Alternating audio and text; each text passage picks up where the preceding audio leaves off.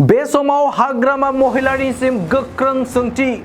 हाग्रामा महिलाया हादरनि संबिधानखौ बेसेबां मानियो? आसाम आयेन आफादाव बिपिएफनि 3 एमएलएफोरा मा खालामनानै दंमोन? हाग्रामा महिलाया मिसुर नंगौमोनब्ला बेबायदि बाथ्राखौ बुङामोन। डिलिमिटेशननि सायाव बयहाबो बुंनो हानायनि मोन्थाय दङ, नाथाय दा सोरखौबा दाय होनानै गावखौनो बारग'नो नाजानाय बेबायदि सम नङा। सासे दैदेनगिरि एबा सामलायगिरिनि खुगानिफ्राय बेफोरबायदि राव ओंखारनाया समाया।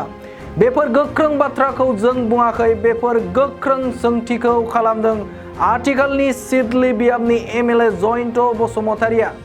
मैया हाग्रामा महिलारिया बुंनाय डिलिमिटेशन खालामनायाव एबसु आरो इउपिपिएलआ आखाइ दं, जायनि थाखायनो बमा आरो अमा जानानै रंजादों होनना बुंनायनि सायाव गोख्रों फिनजाथाय होदों बिथां जयन्त बसुमतारिया।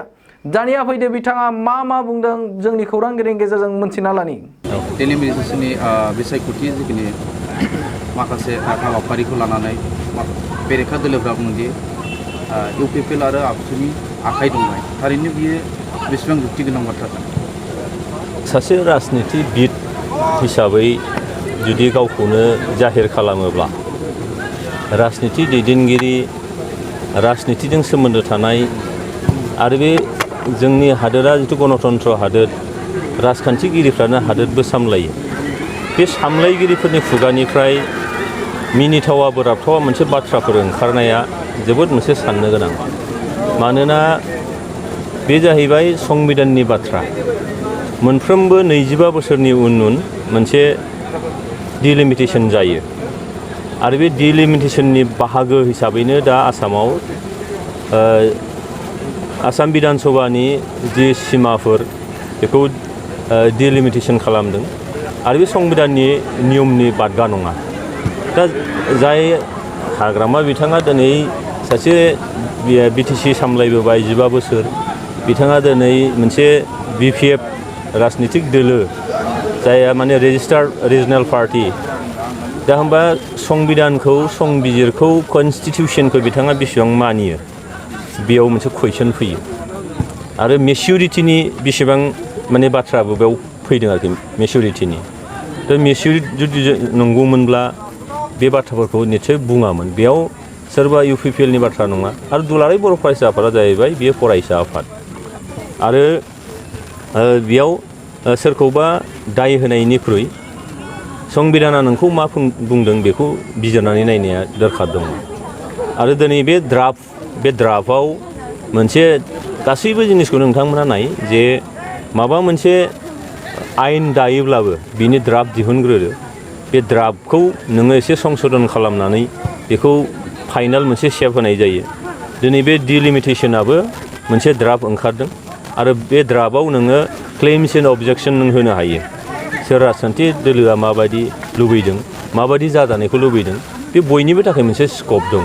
दा बे स्कपखौ नोङो नागारनानै सोरनिबा दाय जाबसिननाया, आरोबाव जि ड्राफ्ट दङ बे ड्राफ्टआव बिथांमोनहाबो जिथु एसेमब्लियाव 3 मानि एमएलए दङ, नङा होमबा?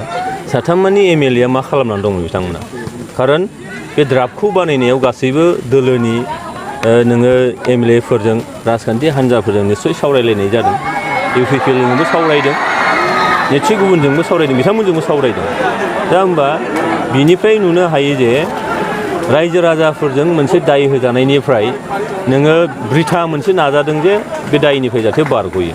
खिन्थु रायजो राजाफ्रा गावखौबो नोजोर होन, जायफ्रा नोङो गणतन्त्रखौ फोथायो, डिलिमिटेशननि बाथ्राखौ 25 बोसोरनि उन जे फैबाय थायो बेखौ फोथायो, बिथांमोना बिथांनि बाथ्राखौ मोजाङैनो बुजिखागोन जे बेयाव मोनसे खाबु लानायनिल' बाथ्रा। सोरनोबा दाय होनानै गावहा दाय बारग'नो नागिरदों नामा बे? खिन्थु बे दाय होलायनायनि बाथ्रा नङा बेयाव, मानोना संबिधाननि बाथ्रा बे। आरो बे डिलिमिटेशन जानो थांगासिनो दं फैगौ 2022 मायथाइनि उनाव। आरो बेयाव आसामाव खमैबो 50थासो सिट जानो हागौ, माने 150टा। दा आथिखालाव दङ 126, बे बारायनानै हयथ' 150टा सिटबो जानो हागौ, समस्तिबो जानो हागौ। भारतआव जों खोनादों दा 545 दङ, बे बारायनानै 888टा एमपि सिट जागोन। दा होमबा बे प्रक्रियाया संबिधाननिनो मोनसे प्रक्रिया आरो सम बारग'नाय लोगो लोगो सुबुं सानखोआ बारायोब्ला बेखौ नोङो एसे दाफामफिननाय जायो। दा बेखायनो आङो सोंखारिदों जे जाय हाग्रामा बिथाङा सोरनिबा दाय होननानै जाबसिननो नागिरदों बे दायनिफ्राय सोरखौबा दाय फोनांनाय बे दायनिफ्राय सोरबाया माने रायजो राजानिफ्राय नोङो गावखौनो दाय गैयै खालामनो नागिरनाय समा बे नङा। खिन्थु समा जाहैबाय जे जोंनि फैबाय थानाय इयुन जोलैखौ बोरैहाय नोङो मोजां मोनसे खुंथायनि गेजेरजों मोजां मोनसे सामलायनायनि गेजेरजों बोरैहाय जोंनि जौगानायखौ लाबोनो हायो बिनि थाखायबोल' बे मोनसे प्रक्रिया बियो। दा बेयाव बिथांमोना माबा दङबा बिनि क्लेम्स एन्ड अबजेक्सनखौ होनो हागोन। बे चान्सआ बयनिबो थाखाय दङ आरो बिनि थाखाय खामानि मावनांगौ। बेयाव सोरखौबा दाय जाबसिननायनि बाथ्रा नङा बे।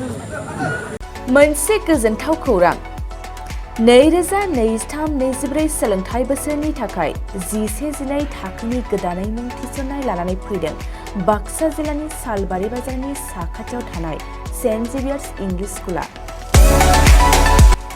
देग्लाय बोसोरनिफ्राय सेन्ट जेभियार्स इंलिश स्कुलाव आर्ट्स आरो साइन्स आयदानि थाखाय गोदानै फरायसाफोरनि मुं थिसननाया दायो सोलिगासिनो। बे फरायसालियाव मुं थिसननाया बेसेन नाङै जागोन आरो डेभेलपमेन्ट फिसा 1000, दानफ्रोमबो टिउसन फिसा 1500 रांखौ फरायसानिफ्राय लानाय जागोन। बेजों लोगोसेनो जायफोर फरायसाया मेट्रिकआव 90 जौखोन्दोनि बांसिन मोननाय आरो बिपिएल कार्ड थानाय फरायसाया बेसेन नाङाजासेनो मुं थिसननो हागोन। बबेखानि 80 जौखोन्दोनिफ्राय बांसिन नम्बर लानानै उथ्रिनाय आरो बिपिएल कार्ड थानाय फरायसाफ्रा मुं थिसननायाव 50 जौखोन्दो फ्रि जागोन। बेबादिनो उननि जौखोन्दो लानानै उथ्रिसारनाय आरो बिपिएल कार्ड थानाय फरायसाफोरनो रेहाय होनाय जादों। लोगोसे बे फरायसालियाव फरायसाफोरनि थाखाय हस्टेलनि खाबुबो दं। गोसो गोनां फरायसाफ्रा सेन्ट जेभियार्स इंलिश स्कुलाव 11-12 थाखोनि गोदानै मुं थिसननायनि बागै आबुं बाथ्राखौ मिथिनोब्ला नैबे मबाइल नम्बर 9954427791 आव थोंजों सुलाद लानो हागोन।